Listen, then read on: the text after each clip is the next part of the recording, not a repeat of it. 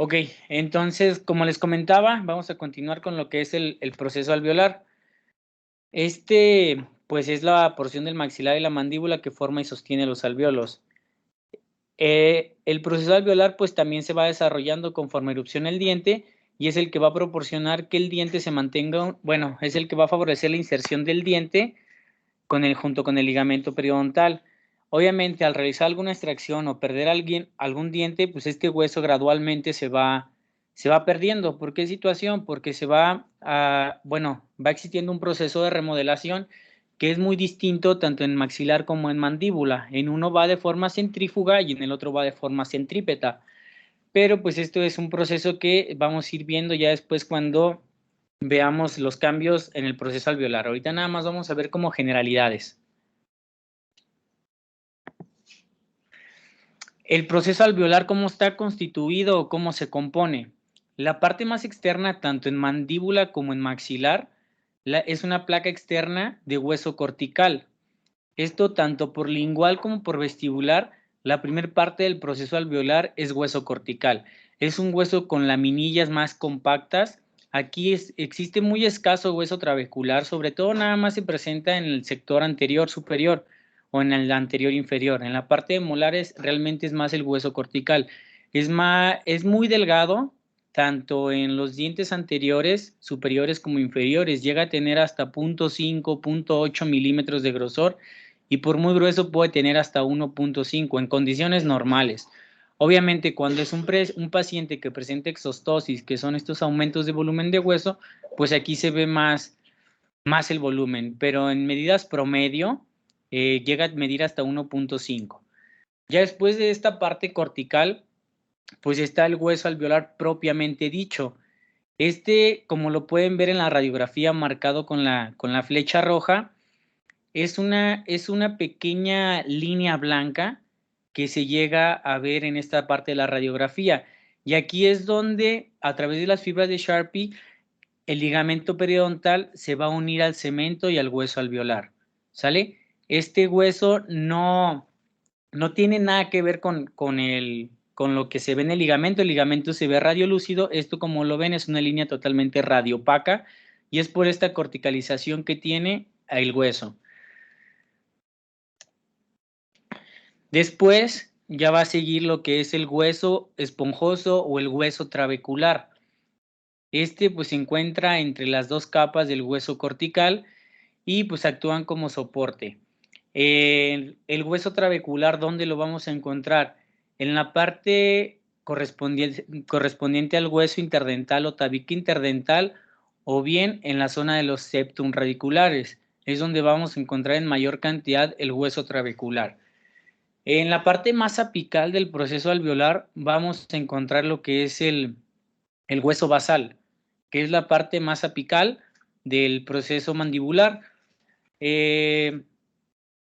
Como ya les comentaba, este hueso basal no tiene ninguna relación con los dientes. ¿Qué quiere decir? Es de una composición muy distinta al hueso trabecular y al hueso cortical. Prácticamente los ápices de los dientes no llegan a hueso basal. El hueso basal es la última porción, ya cuando en mandíbula se han perdido todos los dientes y empieza a haber todo este proceso de remodelación. Lo primero que se remodela, pues obviamente es el hueso cortical, posteriormente el trabecular y ya en mandíbula lo que finalmente queda es el hueso basal, que es un hueso de más pobre calidad. Si quieren tomarle una captura, bueno, va a quedar en el video. Es un esquema a manera muy resumida de cómo está compuesto el hueso. El hueso va a estar compuesto por matriz y por células. Esta matriz va a ser orgánica e inorgánica. En la matriz orgánica va a haber colágeno, principalmente colágeno tipo 1 y proteoglicanos, así como proteínas no colagénicas, tales como BMPs y otros potenciadores celulares que van a inducir a la regeneración, neoformación, remodelación y reabsorción del hueso. Y en su parte inorgánica va a estar por distintos iones de distintos minerales. Los principales pues son calcio y fósforo. En el cuerpo, no solamente en boca, los huesos tienen el 99% de reserva de calcio que hay en todo el organismo. ¿Qué quiere decir? Que si en algún momento la paratormona o algún organismo que tiene que ver con el funcionamiento del calcio llega a tener alguna falla, el cuerpo va a tomar de la reserva existente en los huesos. Les digo, no solamente de boca, sino en general de todo el cuerpo. El hueso en general está formado por 2/3 de materia inorgánica y 1/3 de matriz orgánica, que como ya les comenté, en este tercio de matriz orgánica lo que está predominando es el colágeno tipo 1, que en el colágeno tipo 1 es donde vamos a encontrar los fibroblastos, como lo vimos cuando vimos lo que es tejido conectivo o corion, que pues estos fibroblastos son los encargados de la diferenciación celular para que todos los procesos del periodonto se vayan realizando.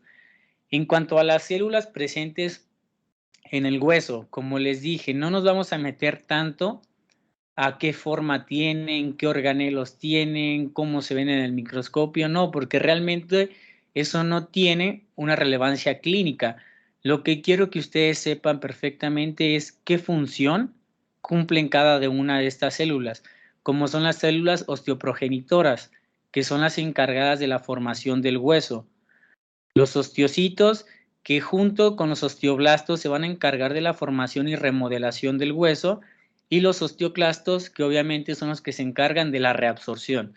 Recuerden que todos los procesos fisiológicos del hueso, incluso todo trabajo que se realice, vaya a hueso alveolar, por ejemplo, los movimientos de ortodoncia, trabaja sobre el periodonto los movimientos de ortodoncia. No solamente es como que alinear dientes, mover coronas clínicas, sino realmente todos estos movimientos están dados por un proceso de reabsorción y aposición de hueso. Entonces, todos los movimientos de ortodoncia o cualquier otra situación que tenga que ver con el traslado de algún diente, se ven influidas todas las células del hueso. ¿Por qué? Porque va a haber tanto proceso de remodelación como de formación. Más adelante les voy a presentar un pequeño esquema en esta presentación, ¿no? Ya cuando veamos un poquito más de fisiología, del hueso o cómo se va dando la destrucción periodontal, vamos a ver las vías de Rank y Rank L, que es el proceso por el cual empieza esta degradación o esta destrucción del hueso alveolar, cómo a través de señalizaciones y células se empiezan a activar todas estas para empezar con estos procesos, pero eso ya lo vamos a ver cuando empecemos a desarrollar el tema de periodontitis. Entonces, aquí lo principal es que sepan el funcionamiento de estos 4 componentes celulares que están presentes en el hueso: osteoprogenitoras, osteocitos, osteoblastos y osteoclastos. La pared del hueso alveolar, esta consta de un hueso denso y laminado. Es por eso que ustedes la van a ver en la radiografía como esa línea radiopaca. ¿Por qué? Por esta parte de las láminas óseas presentes y de que es un hueso denso. En ese están dispuestos sistemas haversianos y el hueso fascicular. El hueso fascicular es el llamado bundle bone. Es el primer hueso que se va a remodelar y de una manera muy rápida cuando se realiza la extracción de un diente. Digamos que es un hueso en el cual se insertan a través de las fibras de Sharpie el ligamento periodontal. A través de este hueso fascicular que se va a presentar en esta zona, perdón, en la zona más, pues ahora sí que en la parte interna del alveolo, ahí es donde se va a encontrar este hueso fascicular, o les digo, también lo van a encontrar en muchos términos como bundle bone. Realmente muy pocos lo llaman hueso fascicular. Entonces la mayor información la pueden encontrar como bundle bone, y este pues es el hueso adyacente al ligamento periodontal. Como les comenté, contiene una gran cantidad de fibras de Sharpie, que lo que vimos en el ligamento periodontal es que estas fibras van a funcionar como enlace para mantener el diente unido al alveolo. Es donde van a penetrar, es donde van a tener la capacidad de entrar estas fibras para poderse adherir. Los sistemas haversianos, pues obviamente son pequeños canalículos en los cuales se encuentran osteocitos, osteoblastos, que van a ser los encargados de la formación, remodelación del hueso. Ahora, ya que ya vimos lo que es la parte más cortical del hueso alveolar y la parte interna del alveolo, vamos a lo que es el hueso esponjoso. Este se encuentra predominantemente en los espacios interradiculares, como les había comentado, y en la parte interdental. ¿Esto qué quiere decir? Que en estos espacios es muy poco o nulo el hueso cortical que podamos encontrar. Porque como les dije, realmente el hueso cortical, su mayor predominancia es en la parte vestibular y en la parte lingual o palatina. Este es un hueso de más pobre calidad, es un hueso altamente, valga la redundancia, esponjoso, tiene muchísimos espacios, lo cual lo hace un hueso menos estable. Como pueden ver en el esquema donde vienen los incisivos, donde vienen los molares, en la parte de los incisivos, perdón, es mayor la cantidad de hueso cortical que se presenta que la cantidad de hueso trabecular. ¿Esto por qué? Porque obviamente los incisivos y sector anterior son unirradiculares, entonces el hueso esponjoso no se va a encontrar aquí. En la parte de los molares, pues sí, se ve el grosor de la cortical de un color más café y en color amarillento se ve todo lo que correspondería al hueso trabecular o hueso esponjoso.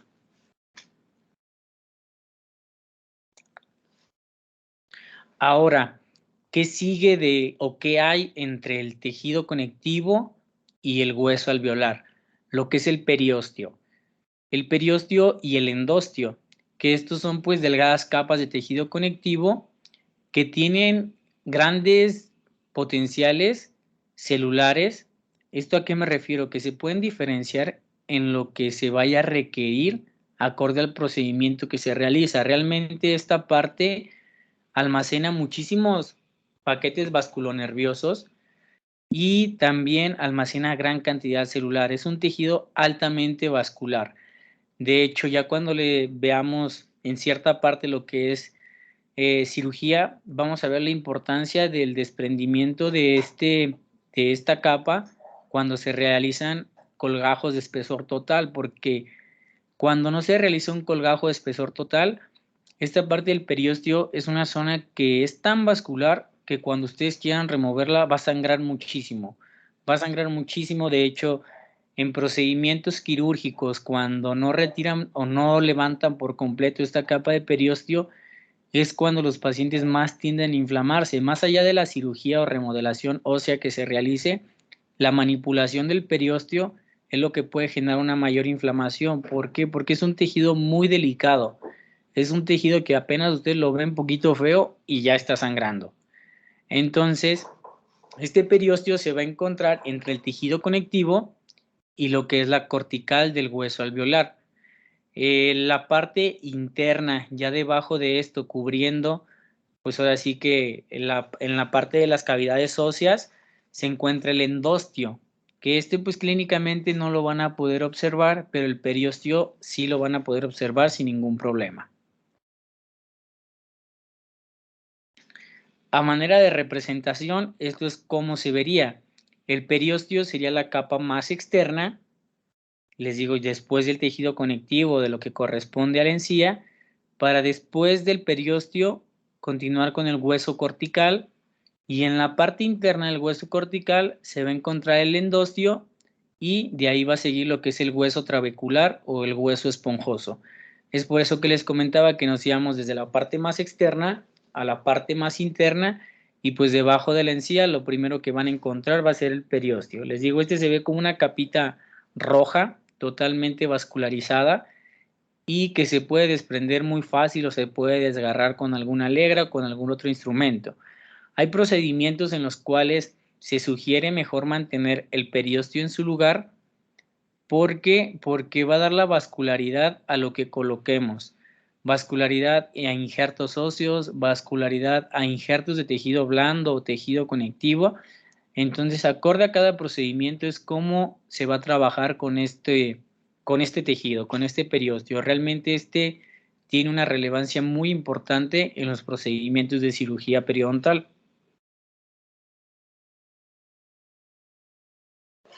Dentro de los defectos o las variaciones anatómicas, porque ahora sí, estas dos situaciones no es como de que siempre se produzcan o no es de que cualquier cosa los los genere son, o lo que vamos a ver dentro de lo que es proceso alveolar, son estos dos tipos de manifestaciones clínicas, lo que es una fenestración y lo que es una dehiscencia. Aquí sí es muy importante que ustedes sepan diferenciar y sepan qué es dehiscencia y qué es fenestración. ¿Por qué? Porque esto lo van a analizar incluso en estudios tomográficos. Hay algunas situaciones en las que les va a tocar entrar a cirugía y alguno de sus asesores les va a preguntar qué es esto y deben de saber qué es dehiscencia y qué es fenestración. Fenestración es esta pequeña ventana que expone la raíz del diente. ¿Esto a causa de qué? De la disminución del ancho en sentido vestibulolingual o vestibulopalatino del proceso alveolar. ¿Cómo se puede ver disminuido? ¿Cómo se pueden presentar o cómo se pueden generar este tipo de manifestaciones clínicas? Por los movimientos de ortodoncia. Por los movimientos de ortodoncia, cuando llegan a hacer expansión o que llegan a mover un diente más hacia vestibular, pueden generar ese adelgazamiento de la cortical vestibular, que como les dije, es muy delgada la cortical vestibular.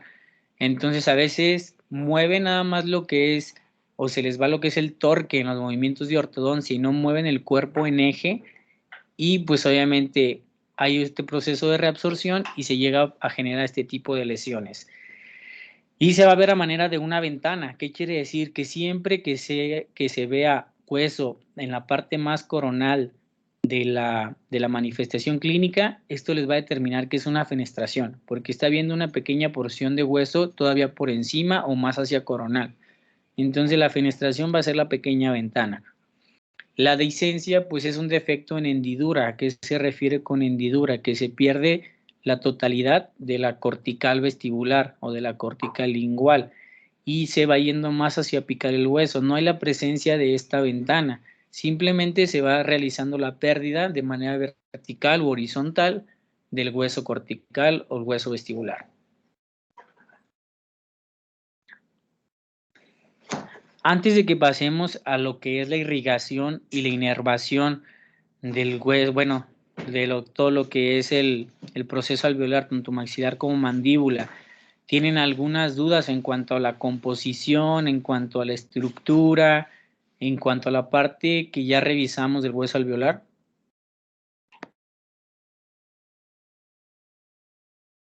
No, doctor, todo bien.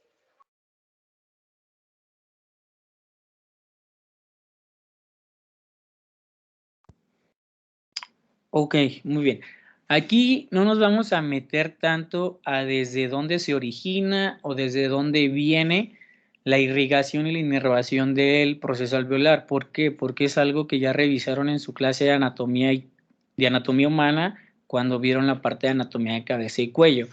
Realmente aquí nos vamos a enfocar un poquito ya a las partes terminales o a las partes que nos incumben en cuestión clínica. Pues bueno, la irrigación viene desde la parte de la carótida externa, ya de aquí vienen sus ramificaciones, que van a ser las arterias alveolares superior e inferior en la mandíbula, y pues llega al ligamento periodontal de tres fuentes, lo que vienen siendo los vasos apicales, los vasos penetrantes del hueso alveolar y los vasos anastomosantes de la encía. Ahorita vamos a ver cómo se van dando estas pequeñas distribuciones, que era lo que les comentaba la otra vez, que en el periodonto hay microvasculatura, no es como que lleguen arterias principales. De hecho, cuando se realiza algún procedimiento de cirugía bucal en la parte vestibular, no corremos tanto riesgo de dar alguna arteria. ¿Por qué? Porque son muy pequeñas o son de un calibre muy delgado que simplemente con pinzarlas o hacer una ligera presión, estas se ocluyen y disminuyen ese sangrado. Sin embargo, en la parte anterior inferior, ahí sí tenemos un conducto o una arteria de un calibre más grueso que se llama canal incisivo. Y en la parte del paladar, lo que viene siendo la arteria palatina mayor. Pero pues obviamente esto solamente lo van a ver cuando realicen procedimientos de tomas de injertos de tejido conectivo, colocación de implantes en procesos alveolares ya muy reabsorbidos, porque el canal incisivo pasa prácticamente sobre el hueso basal, que como vimos es la última parte o la parte más apical de lo que es la mandíbula.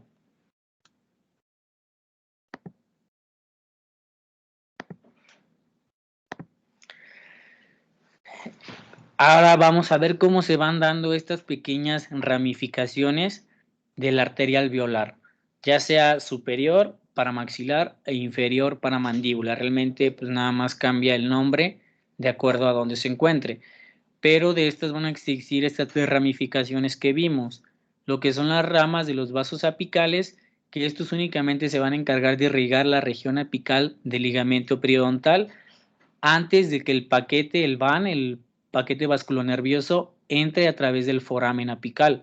Entonces, estas son pequeñas ramificaciones que van a dar toda esta irrigación a lo que es la parte apical de los dientes. Si se fijan, todas llegan a lo que es el ligamento periodontal, que cuando vimos ligamento periodontal les mencioné que era un sitio altamente vascularizado por todos estos pequeños vasos que van a llegar al sitio. Los vasos transalveolares son ramas de los vasos intraceptales.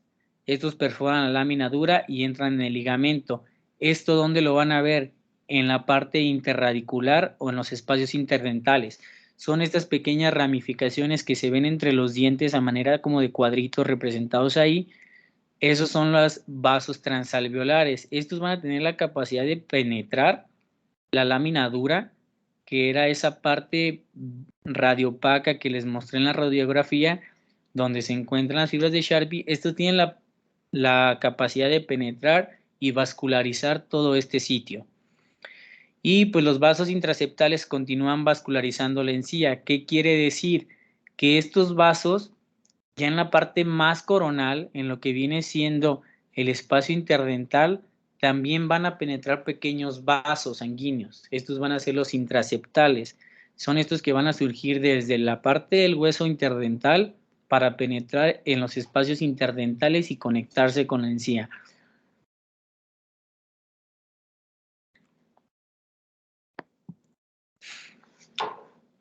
La inervación. La inervación, pues en el borde superior está dado por el nervio maxilar, que como también ya revisaron en anatomía humana, el nervio maxilar es una de las ramas del trigémino. Este pues viene siendo B2, que nace en el borde anterolateral del ganglio de Gasser. Este nervio maxilar obviamente va a tener sus ramificaciones para llegar a cada uno de los sitios que se trabaja en la parte del maxilar. ¿Qué ramificaciones va a tener este nervio maxilar o B2 del trigémino? Pues una de sus ramificaciones va a ser lo que es el nervio alveolar superior posterior, que se va a encargar de la inervación del segundo, tercer y primer molar. Normalmente para bloquear o para trabajar en estos tres sitios deben de entrar un poco más profundo que cuando solamente quieren trabajar en un diente. ¿Por qué? Porque este nervio transcurre de manera más apical. Entonces llega una parte donde se empieza a ramificar y emite cada una de sus terminaciones a los ápices de los molares. Pero obviamente todo esto viene originado desde un ramo principal, que es el de lo que se va a componer el nervio alveolar superior posterior. De ahí va a continuar su trayecto para ramificarse en lo que es el nervio alveolar superior medio, que se va a encargar de la inervación del segundo premolar y primer premolar. Este mismo nervio maxilar va a continuar hasta llegar hasta la parte más anterior, que pues propiamente también tiene su nombre como nervio alveolar superior anterior, que se va a encargar de lo que es canino, lateral y central. Dentro del nervio maxilar también está la ramificación del infraorbitario, que este infraorbitario realmente la inervación que va a tener es más en la parte mucosa, no tanto sobre hueso alveolar, va a trabajar más sobre tejido. Sí tiene cierto bloqueo por las pequeñas ramificaciones o conexiones que tiene hacia el tejido óseo, pero realmente el mayor bloqueo que se va a lograr en este nervio es mucoso, ¿sale? Entonces, por eso, cuando van a trabajar alguna operatoria, alguna extracción o algún otro procedimiento que requieran bloquear, normalmente se hace de manera individual en maxilar.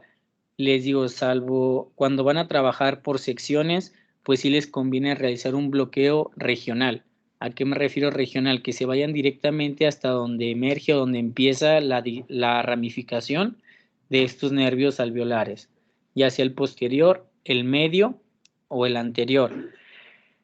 En esta parte de la inervación y de la irrigación del maxilar, ¿tienen alguna duda de cómo va a estarse dando la vascularidad y la parte sensitiva de esto?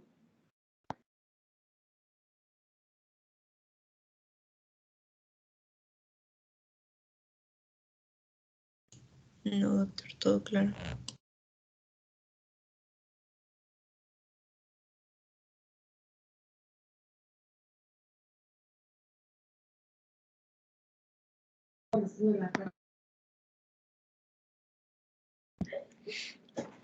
Ok, muy bien. Obviamente todas estas terminaciones nerviosas en la parte del maxilar, les digo, pues no son como de gran calibre, son calibres muy delgados.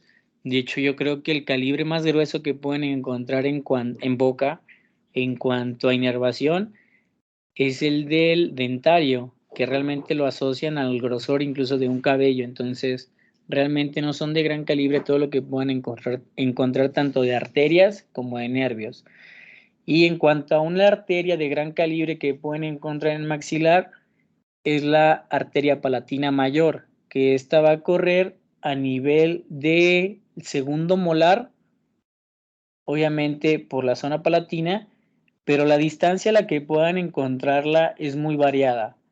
Muy variada, ¿por qué? Por el tipo de paladar que llegan a presentar. Obviamente un paladar corto, aquí me refiero con un paladar corto que no tiene tanta profundidad, que es un paladar pequeño, lo van a encontrar aproximadamente a los 7-8 milímetros. En un paladar medio lo van a encontrar aproximadamente a los 10 milímetros, 12, y en un paladar profundo, que estos pues, ya son personas pues ahora sí de mayor estatura, que su anatomía pues obviamente es más grande, lo van a encontrar hasta los 17 milímetros. Y esta arteria sí es de un calibre importante que incluso si llegan a dañarla, el, el goteo o lo que va a salir de sangre de esta arteria palatina, aunque ustedes estén trabajando sentados y a medio metro de distancia, les va a llegar hasta la frente, porque es mucha la fuerza y el calibre que tiene esta arteria, lo que es la arteria palatina mayor.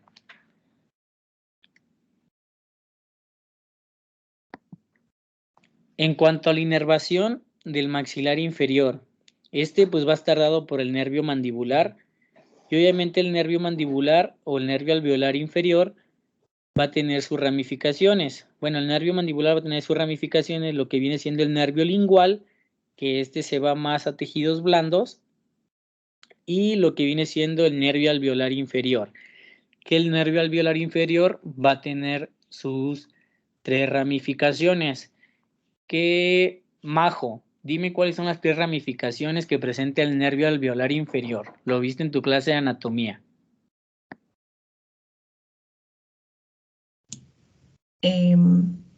Creo, espero no equivocarme, pero es el anterior, posterior y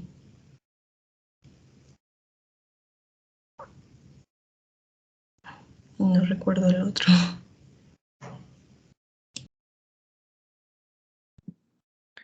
Ok, Majo. ¿Alguien que me pueda decir cuáles son las ramificaciones del nervio mandibular? O bueno, más bien del nervio alveolar inferior, porque el nervio mandibular pues se divide en los dos, el lingual y el nervio alveolar inferior. Las ramificaciones que presenta el alveolar inferior, ¿alguien me las puede mencionar? Miloideo mentoniano y el incisivo.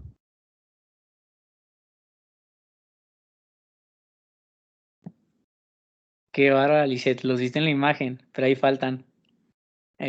¿Cuáles son los que faltan?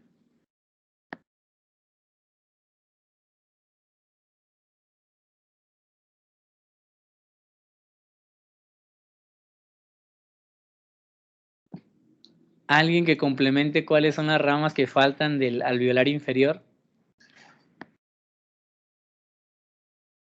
No falta el ganglio submandibular.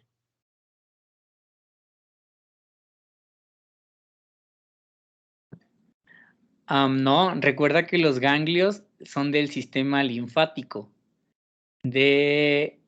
Entonces, aquí estamos hablando de inervación, cuestión sensitiva. ¿Cuáles son las pequeñas ramificaciones importantes que faltan? Doctor, no sé si uno de esos es el nervio hipogloso. No, recuerda que el hipogloso es el que va a estar influyendo en la cuestión del paladar blando. Aquí faltan, de hecho es de los principales que deben de conocer porque lo van a trabajar muchísimo ya cuando empiecen a trabajar, bueno, ya cuando les toque entrar a la parte clínica, que les toque hacer exodoncias, que les toque hacer raspados y alisados radiculares. Hay un nervio, una rama principal de este alveolar inferior con el que se van a estar trabajando mucho. ¿No es el dentario inferior?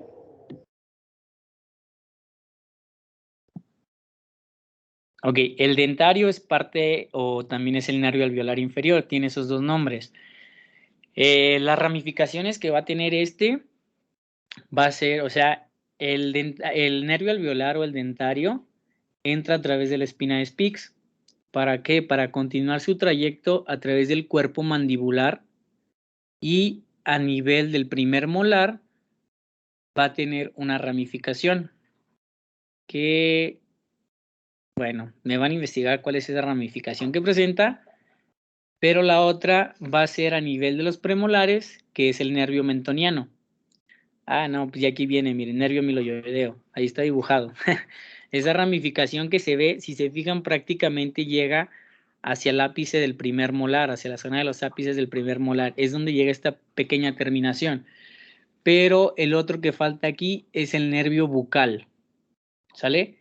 Es el nervio con el que van a estar trabajando también muchísimo, porque no solamente logran el bloqueo del dentario o del alveolar inferior, introduciendo su anestésico o su aguja a nivel de la espina de Spix. El nervio bucal tiene otra dirección y les digo, otra ramificaciones va a ser la rama incisiva, que por esta rama incisiva o esta pequeña terminación llegan a tener a veces dificultades con el bloqueo anestésico porque ponen solamente mentoniano, creyendo que con mentoniano van a poder trabajar desde el premolar hasta el incisivo. Entonces, cuando empiezan a trabajar con el incisivo, empieza y me duele, y me duele, y me duele. ¿Por qué? Por esta pequeña ramificación incisiva. Entonces, yo siempre les recomiendo que si van a trabajar toda la cuestión anterior-inferior, sobre todo exodoncias, en cuestión operatoria no hay tanto problema, pero en cuestión exodoncia sí. ¿Por qué les digo que en operatoria no hay tanto problema? Porque con el mentoniano logran ese bloqueo pulpar que ustedes están buscando para poder realizar su operatoria. Pero para exodoncia todavía hay cierta inervación sobre el ligamento periodontal que está dada por la rama incisiva. El nervio mentoniano pues obviamente va a emerger después de que entra por la espina de Spix, el nervio alveolar inferior. Sigue su trayecto por el cuerpo de la mandíbula. Por este agujero mentoniano va a emerger esta pequeña ramificación que se va a llamar propiamente nervio mentoniano. Este hace un pequeño loop o ese pequeño ganchito que ustedes ven que hace, lo hace aproximadamente de 5 a 8 milímetros. Entonces es algo que deben de tomar en cuenta también, donde realiza ese pequeño loop, porque sí, por el agujero mentoniano emerge, pero luego tiene este pequeño regreso y es por eso que en algunas veces les llega a fallar el bloqueo, porque ustedes lo ven en la radiografía panorámica a nivel del ápice del primer premolar, pero hace ese pequeño loop y tienen que anestesiar más bien a nivel del ápice del segundo premolar, por este pequeño loop que hace. Son pequeñas cuestiones anatómicas que deben de tener muy en cuenta, que realmente van a tener alguna relevancia clínica cuando estén trabajando, ¿sale? Entonces, el nervio mandibular va a tener sus dos ramificaciones, lingual y alveolar inferior, que el lingual también se llega a reforzar en algunos tratamientos. Como les digo, el lingual no tiene tanta función sensitiva sobre la parte pulpar o la cuestión del ligamento, sino su mayor trabajo es sobre la parte de la mucosa. pero el alveolar inferior es sobre el que más van a trabajar, alveolar inferior o dentario, que realmente muchos lo manejan como dentario, pero ahora que he estado en clínica con sus compañeros de semestres más arriba, ellos ya tienen la nota precargada como alveolar inferior. Entonces, para que en el momento que ustedes entren a clínica no se les vaya a hacer extraño que vean alveolar inferior, a que digan, caray, ¿cuál es ese? Es el mismo que el dentario. Entonces, la inervación del maxilar va a estar dada por esto. Son las principales ramas que ustedes deben de conocer que están influidas en el periodonto. ¿Sale? Entonces quedamos que en la parte de maxilar, lo que es el nervio maxilar, que es la B2 del trigémino, sus 3 ramificaciones: alveolar superior posterior, alveolar superior medio y alveolar superior anterior. Son las 3 ramificaciones que a mí me interesa que tengan muy presentes o que sepan muy bien. Como les comento, con el infraorbitario no nos vamos a meter tanto, ¿por qué? Porque no tiene mucha relevancia clínica durante los procedimientos, salvo cuando son cirugías muy extensas de todo el sector anterior, entonces ahí sí nos vamos al bloqueo de ese, pero como quiera terminamos complementando de manera supraperióstica para poder tener un mayor bloqueo sobre el hueso, porque realmente el mayor bloqueo va a ser sobre tejido blando. Entonces la inervación del maxilar, ya saben, por este nervio maxilar y sus 3 ramificaciones, y en mandíbula por el nervio mandibular con sus 2 ramificaciones, el lingual, pero a nosotros el que nos interesa más es el alveolar inferior o dentario, que va a tener sus terminaciones, que va a ser el nervio miloioideo, el nervio bucal, la rama incisiva y el nervio mentoniano. Entonces, para que los tengan ahí anotados, esos van a ser pues prácticamente pregunta de examen: ¿cuál es la irrigación e inervación de maxilar y de mandíbula? Pues bueno, hoy te dimos el repaso a lo que fue la parte de la inervación. Ya saben, de la irrigación va a estar dada, déjenme regresar un poquito a la diapositiva, por la carótida externa, que es esta grande que se ve acá. Para de ahí va a emerger sus 2 ramas, lo que es las arterias alveolares superior para maxilar e inferior para mandíbula. Y ya de ahí lo relevante son las ramificaciones, o bueno, aquí están estas 3 fuentes que van a llegar al periodonto: los apicales, que se encargan únicamente del ápice del diente; los penetrantes del hueso alveolar, que son los que van a estar en la parte del hueso interdental, llegando hasta el hueso fascicular; y pues los intraceptales, que son los que van a llegar desde el hueso hasta la parte de la encía. Prácticamente con esto terminamos lo que es periodonto, lo que es la cuestión anatomía del periodonto. ¿Tienen alguna pregunta? ¿Tienen alguna duda?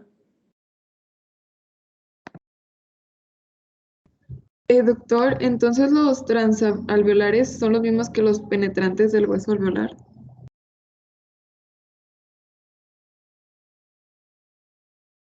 Aquí en esta parte dices tú, de las partes de las arterias.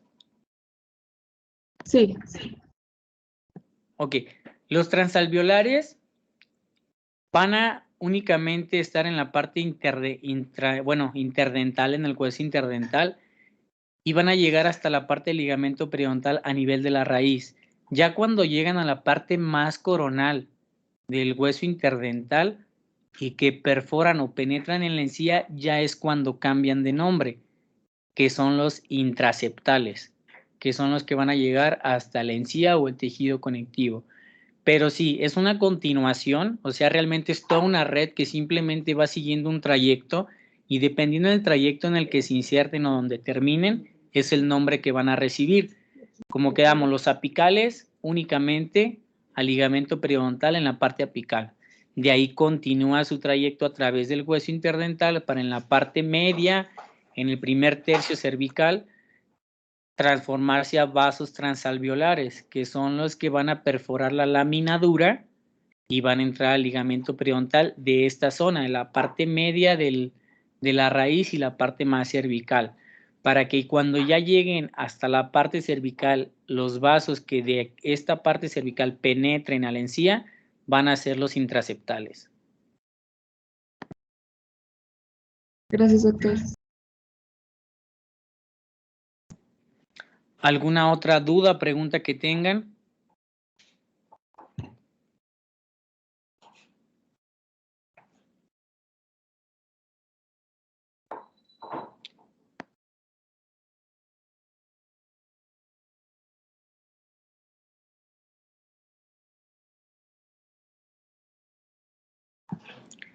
Ok, como ya no hay ninguna duda, en la clase de mañana, yo creo, bueno, espero que con las 2 horas que tenemos, bueno, un poquito menos, terminemos de ver lo que corresponde a periodonto, que dentro de periodonto está lo que es el grosor biológico. Ahí les pido que ya lean un poquito o investiguen un poquito. No me acuerdo si en alguna parte del libro viene mencionado, si no les voy a subir algunos archivos, algunos PDF de lo que viene siendo el grosor biológico, ancho biológico o tejido de inserción supracristal. Ese es su nombre ya actual, pero realmente la mayor parte de la bibliografía o la mayor información que vamos a estar revisando, que van a encontrar, lo nombran como grosor biológico o como ancho biológico, ¿sale? Esto pues va a ser el componente de todo lo que ya revisamos en cuestión periodonto, la relación que tienen todos estos y cómo es su manifestación clínica, y vamos a ver la importancia, respetar este grosor biológico y cómo responden los tejidos del periodonto a la invasión o daño de este. Entonces les pido por favor, si tienen oportunidad, que el día de hoy revisen un poquito. Les digo, no se metan tanto a cuestión otra vez surco, tejido conectivo, hueso alveolar, porque son cosas que ya repasamos. Realmente métanse un poquito más a leer lo que compone o lo que es el grosor biológico y qué relevancia clínica tiene, ¿sale? Porque todo lo demás de componentes, de estructura, pues es lo que ya revisamos. Entonces únicamente les pido eso, y pues yo ahorita igual les voy a subir algunos artículos para que los puedan complementar con lo que van a buscar, y ya mañana la clase pues sea más entendible lo que vamos a estar revisando, ¿sale? Sí, doctor, muchas gracias. Ok, prácticamente con esto terminamos la clase. Nos vemos el día de mañana. En unos momentos más les subo la información y les